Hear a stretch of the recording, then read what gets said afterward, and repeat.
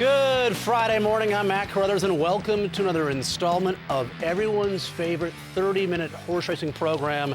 That's right, it's Friday morning. It's time for Blinkers Off. And folks, the Derby is right around the corner. Well, not really, but we're approximately 80 days away from the Kentucky Derby. And, you know, we've heard over the last few years people saying, hey, let's change the format. Let's you know, make some alterations to the Triple Crown series, some tinkering, maybe space the races out a little bit, maybe change the distances, change some stuff. We're going to be talking about that. Should there be changes, or is the you know, what they have right now, should it stay the same as it's been? You know, for forever and ever and ever. And we're going to also do some handicapping as well. Our spotlight race to BAYOU, and very happy to have the co-host of the program right now joining me. You can see him right now. He's one of the elite trainers in the game. He's somebody who knows something about the Triple Crown races, winner of the BELMONT Stakes last year. There he is, Kelly Breen, donning his Ruler on Ice cap. Very nice. Very nice, Kelly. How are you? Pretty good. So, it looks like right now you're like in timeout. Right now you're like shoved in the corner somewhere. But I was told by producer Danielle you're in the process of moving right now. This is the office that my wife allows me to have. So this is like the only spot I have in the house that's mine is this corner with my computer, and that's about it. Okay, you're down in Palm Meadows right now, right? Correct. Okay, and let's say you're donning the cap. Ruler on Ice wins the BELMONT. Was in the Dawn last weekend, you know, didn't run particularly well, right? Finished 8th behind Himbook in an 11-horse field. What are the plans for Ruler on Ice, who wins the BELMONT and shocked many people, including myself, in 2011? We are going to give him a little time off, which I believe is well-deserved. Since he's come into me into training, he has not missed a day. So year and a half of training, you know, you approximately put in 6 months training before they ever start. And so he's going to get a little R&R, maybe 30 days, maybe 60 days at the Halls Farm in Kentucky. Okay, all right. And showing you his... Oh, it looks awesome. Looks awesome. Where is it? Never gets... Wow, look at you, still cackling. Still cackling like 8 or 9 months removed from that huge win. You were pretty involved in the Triple. You win the BELMONT last year. You had a horse that was a major player going into the Kentucky Derby in Pants on Fire. And you have an interesting horse now, in my opinion, in many people's opinion. My Adonis, a horse who I think won the Jean Lafitte at Delta Downs, a horse who I liked in the Delta Jackpot, got caught up in a huge speed duel with Drill, a track that was favoring speed, and I think both the riders maybe overcompensated a little bit, went too fast early on in this race. We're showing you the win from the Jean Lafitte. Then you come back and you run a pretty good third behind Algorithms and Hanson in the Holy Bull on the 29th of January, Grade 3 event at Gulfstream Park. By Pleasantly Perfect, 1.25 miles shouldn't be a problem with yours. How's he doing right now? When are we going to see him next? We just shipped him up to New York. He is going to have a breeze tomorrow at Belmont Park. Okay. And we're pointing him for the Gotham. Well, I mean, how excited are you here? Are you just a little bit, you know, I'm kind of excited. I think he's a nice horse. Are you bubbling with excitement? I mean, you know, give me your feelings about him right now here in the middle part of February. We got to change our stat guy. We got 7 starts with 2 wins, 5 seconds, and a third. You're not. You haven't been in the money 8 times. You haven't been in the money 8 times in 7 starts. That's awesome. Yeah. Well, we're trying to you know, throw you a little bone here for doing the show with us this morning. I've always liked the horse. I think he has a ton of ability. He seemed to get a little bit better when we put blinkers on him, and he's still a little bit of a crackpot where in the last race in the Holy Bull, he come out of the gate, he got bumped out of the gate and dropped back literally 20 lengths out of it. Really didn't have an excuse, talking to Elvis, and he says he just was comfortable back there. Elvis Trujillo, you don't speak to Elvis. I mean, you're talking about Elvis Trujillo. Elvis won for the money. Elvis is not alive anymore. I'm sorry. I'm sorry. The Elvis is no longer with us. He's not. We have our own Elvis in the building. Oh, you probably also have conversations still with Jim Morrison. Triple Crown. So you hear it every year. Oh, our horses now, they can't run like they used to. We have horses of the year that race 4 or 5 times the entire year. Triple Crown format Too difficult. Haven't had a winner since 1978. You can't ask a 3-year-old to go 1.25 miles for the first time, then 2 weeks later go 1 3/16 at a different racetrack, and then 3 weeks after that go 1.5 miles at a different racetrack and win those 3 races at 3 venues in 5 weeks. What are your thoughts on that? It's a very lot of people believe that. Very grueling task. But just that's what makes it special, though, right? That's what makes it special. That's why it hasn't been done since 1970. That's what makes it, you know, when it happens, one of the more incredible feats in all of sports, right? Well, the whole thing, you know, my perception is whatever it's going to be, you just have to adapt to it as a trainer. You know, you see some of these guys that are trying to get their horses to the Kentucky Derby, and it takes this wear and tear on the horses. If they wanted to make a change, if they didn't want to make a change, either way that they went, I wouldn't have too much of a problem with it, as long as they give you enough of a leeway to say, hey, listen, on January 1st next year, your 2-year-old races, the graded money has nothing to do with the Triple Crown races. That, you know, whatever it be. Well, I think they should change that. I don't think, you know, winning a graded stake race, you know, as a 2-year-old should mean as much as a graded stake race, you know, a month or two before the Kentucky Derby. I don't know if it should be half. You know, 50 cents on the dollar as a 2-year-old. But it shouldn't be equal, that's for sure. But, you know, I don't want this incredible achievement to be diminished. I don't want to have an asterisk next to it. I mean, baseball, you haven't had a Triple Crown winner since Yastrzemski in 1967, but it's still exciting every year when you've got like Matt Kemp, who almost wins it for the Dodgers. And in horse racing, it's going to happen, Kelly. I mean, the last 15 years, we've had 7 horses win the Derby and Preakness, be alive for the Triple Crown going into the Belmont. So we've had some situations in which it's been close. And how exciting has that been? When you have a horse win the first 2 legs, it's a real exciting 3-week period knowing there's a horse has a chance to do something that hasn't been done since 1978. Yeah, and the same thing, I would think that if a horse was to have a chance of making the Triple Crown, that grueling part of a 3-year-old, they might be finished. You might say, you know, if they won the Triple Crown, the money might be so astronomical that they might put in the stud anyway. But you have to really be a super horse to win a Triple Crown. Go ahead.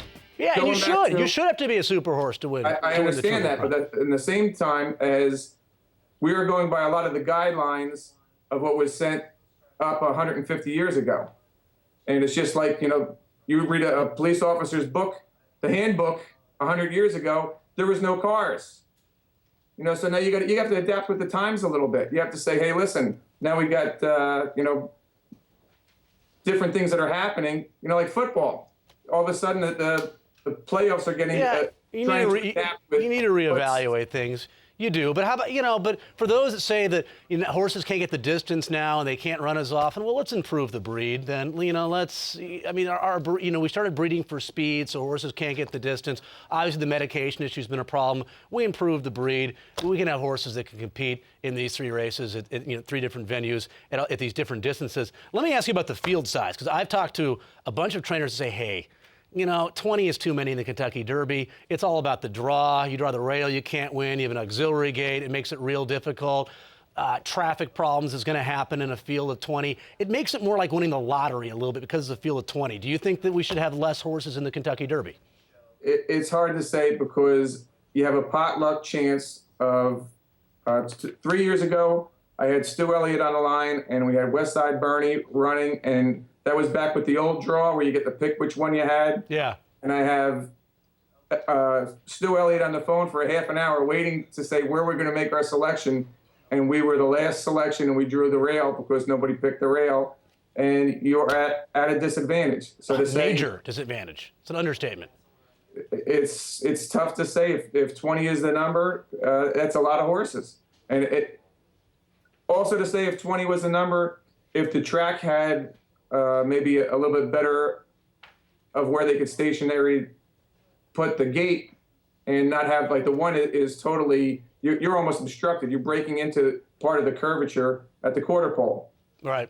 You know, it's what it would, I think, would be more comparable because it would be at Churchill. I think a field of 16 would be sufficient.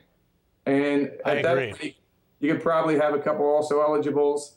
Then the other part about it is some of the horses making graded money, whether it's on the turf or on the poly track, and those horses getting in over a horse that might have, finished third in the Florida Derby and doesn't get in because he's only made $100,000 and he's an up-and-coming shot. Who cares if you have graded stakes earnings on a synthetic or the grass when all three legs of the Triple Crown are run over dirt? It shouldn't mean as much. I agree with that. Same thing, you have Animal Kingdom won the Kentucky Derby off of a synthetic win at Turfway. So yeah, there's a lot of different aspects to have into it.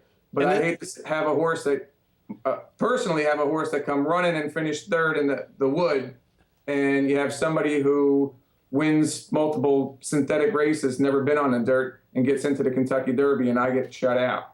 Yeah, at least they do have the also eligible list this year. And then you also hear people say, well, Churchill is Churchill, that's what the Derby is. Belmont is Belmont.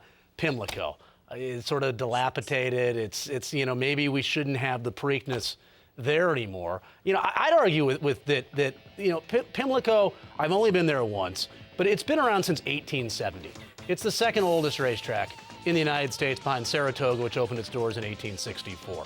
I mean, the history there and the crowds that they get, and I have no problem with should they make some changes there maybe and fix things up a little bit, make it a little bit nicer? Yeah, but I don't have a problem with the Preakness staying at Pimlico because the history associated with the racetrack. Do you? It probably keeps the town alive. Yeah, it's a great city, obviously, Baltimore. Money that is made there between hotels and everything. I know Laurel's not that far away, but the whole theme of being there and going to the Preakness, it's what keeps Maryland alive, Yeah, okay, so what do we conclude? We pretty much like the way it is now. We think they should think about, I'm not even sure if I just think it should be talked about in terms of the field size for the Derby maybe being less than 20 horses. I talked to a lot of people that feel like it's just again, hitting the lottery now, winning the Kentucky Derby. We agree that the 2-year-old earnings shouldn't be equal in graded stakes races to what they are for 3-year-olds. So we made some headway here, Kelly. I would love for somebody with, the higher ups to say, like what they did at Churchill last year, where they have Friday night racing. If there's room for change, they should definitely think about it. Night racing for the Derby. Out a little bit. The Derby under the lights. Have racing under the lights at Churchill Downs, and all of a sudden they get 40,000 people coming out. Hey, sometimes change is good. That's another, I think, interesting idea, proposal. And we also learned that Maya Adonis is going to win the Kentucky Derby in 2012, which I'm pretty excited about. we get another 24-1 shot. I'll be very happy. Okay, well, you've heard the opinions of myself and Kelly Breen. You're going to hear more opinions. Racing Roundtable. They're going to talk about the Triple Crown Series as well. That's tonight, 8 o'clock Eastern, 5 o'clock Pacific Time. Roundtable at tvg.com. Email or send a video link. Your questions to our panel of experts this evening on Racing Roundtable. Selections, myself, Ken Kirshner. Singlet, 8 to 5. Winner, the Dearly Precious. That's okay, decent start for us. This will be you next week, Kelly. It'll be your mug, your nut mug next to mine. Lulu Wong, third, he was 10th, fifth. That was fourth at 20-1. Pretty good for me at Turfway. I can see Kelly right now, the corner of my right eye. He's going through a wardrobe change right now. I love it. Picks ready. Hymn book, 6-1, Kelly. Oh, I'm sorry, you had Ruler on Ice in the race. But you were pulling for me once you had no chance. Once you had no chance in that race, you were pulling for me. ROI, although I think Hardshell should have counted. My play today for Saturday actually won Sunday morning and paid $12. I'm minus $1.80 right now. We're doing things a little bit differently this week's show. We usually conclude the show with the play of the day, but we want to look at you right now. You have a posse there with you, just kind of throwing you hats and throwing you different articles of clothing. I'm looking for my makeup crew over here to a little powder, please. Wow. Get the shine off. You went from like the clean kind of looking Kelly Breen. Now you're like the hip Kelly Breen. Play of the day. I'm doing my handicapping now. Okay, so now I change hats. Play of the day for Saturday for me. I'm going to go with your guy, Kelly, Chuck Lopez in race number 9 at Aqueduct with the 2 Fortitude, coming out of some quick sprint races, stretching out to a mile 70, a state bred, one other than allowance event. I think gets a clear lead in a paceless bunch in race number 9. And by the way, the racing in New York on Saturday, the late pick 4, just loaded. Fields of 10, 11, and 12, I think, in every leg. So we'll see a Fortitude at 10-1 morning line. If I get 7 or 8-1, that will be fair with Chuck Lopez. And if Fortitude wins the 9th at Aqueduct, he will do so wire to wire. Time for our one and only commercial timeout. When we come back, time to do some handicapping. We'll begin with our spotlight race from OAKLAWN Park. That'll be the BAYOU. Dam Xylem into the straight now. Black Caviar, the awesome racehorse, races to the front. She's kicked away now. She's home. She's 3 lengths clear. Playing God is running on. Southern Speed is making ground. But the pride of Australia is the greatest show on earth. Black Caviar won it by 3 lengths to Southern Speed. Playing God. Yeah, she just raced. That's right, February 10th, and you will see her again going for 19. No, 19. $752,000 Coolmore Lightning Stakes, 9:10 Pacific. Kelly Breen, co-host of Blinkers Off this morning from Palmettos, Florida. You must have Black Caviar fever, don't you? A little bit? It's pretty amazing what she's doing, isn't it? And she's doing it sprinting. She's just extremely fast. It's nice to see her have a horse that's like that and, just kicking butt, taking names. Yeah, right. The race is over. Turning for home. The question is, what's the margin of victory? And we talked about her horses don't run often. She seems to be running every week, which is also pretty cool. We're getting a lot of Black Caviar here in the month of February. Time for us to do a little bit of handicapping right now. Kelly has done some handicapping for the network before. You and the Tom Cassie, the Sundance Kid, I think at Monmouth Park, did a little handicapping a couple of times last summer. It's true, isn't it? True. Okay. True that. All right. Are you moving yourself, by the way? You have professionals, don't you, helping you out? I don't want you to throw your back out or anything. No. We'll get a moving van and we'll get a couple of guys that work for me to move. Really? Wow, you're not going to splurge and get like a reputable company or anything. Okay. All right. BAYOU, spotlight race, $100,000 event, fillies and mares 4 and up. And Kelly, let's talk the Pippin, because Absent Minded and Tiz Miss Sue, they threw down in this race from the 21st of January. Absent Minded, pace edge going into the race. That's the way it played out. 24 for the opening quarter, 48 3 for the half. But it looked like Tiz Miss Sue was going to go by, and Absent Minded able to kind of re-break again because that slow pace and go on and score. Is there any chance that I know these runners have had almost a month to recover? How much does a race like that take out of both of these horses? Well, it seems like they've both had workouts since, and Dwayne Lucas's horse has gotten, nothing but bullets out there. Absent-minded, yep. Like she's ready. And my selection is Tiz Miss Sue. Okay. And I think, you reverse roles as you put Tiz Miss Sue on the outside. Now, having a chance to stalk Absent-Minded, and possibly, I think the race setting up with Dawn Lake going with them, possibly she's all in. Yeah. I think Tiki Marquez, C.H. Marquez, is going to sit the trip, be able to come on the outside as opposed to be stuck down on the rail of OAKLAWN, and I think he's just going to get all the money.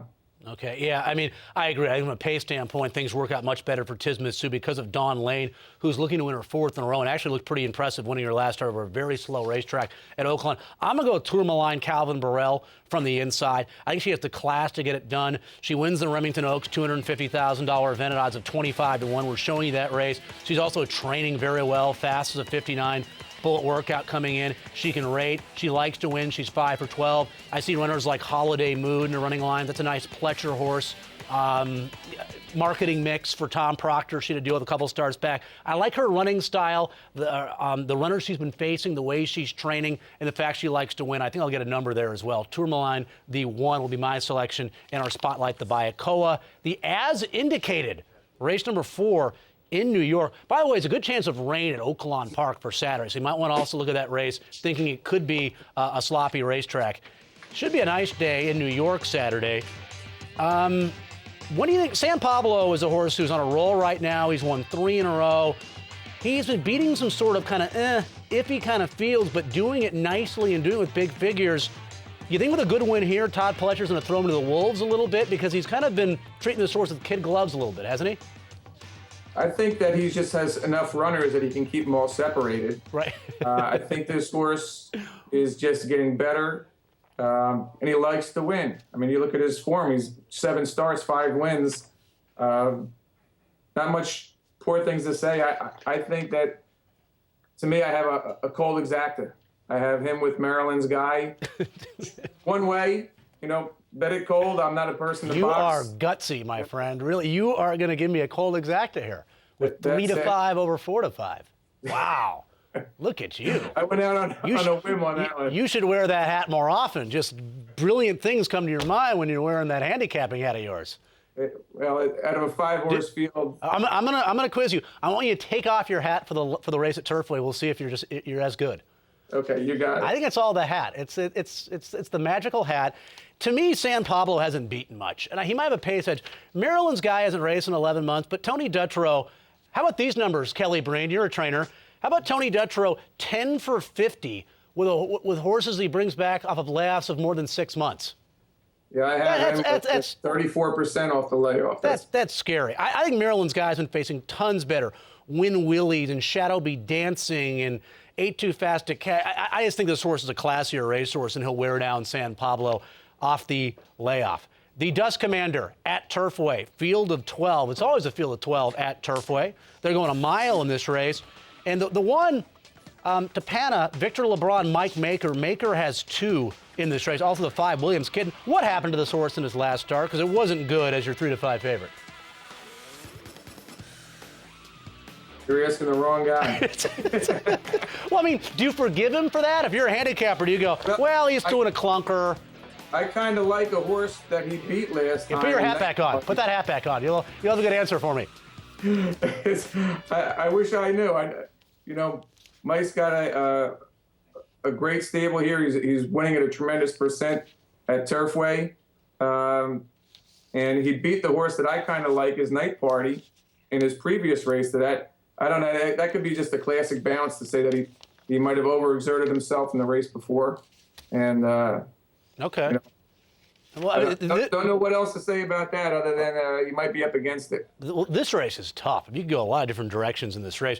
Where did you end up going here? I mean, I don't know. Whoever your favorite's going to be in this race, I haven't seen the morning line yet. Maybe it's going to be Proceed B. Your favorite's going to be 3 to 1, 7 to 2 in this race, which makes it a good betting race. And your selection is?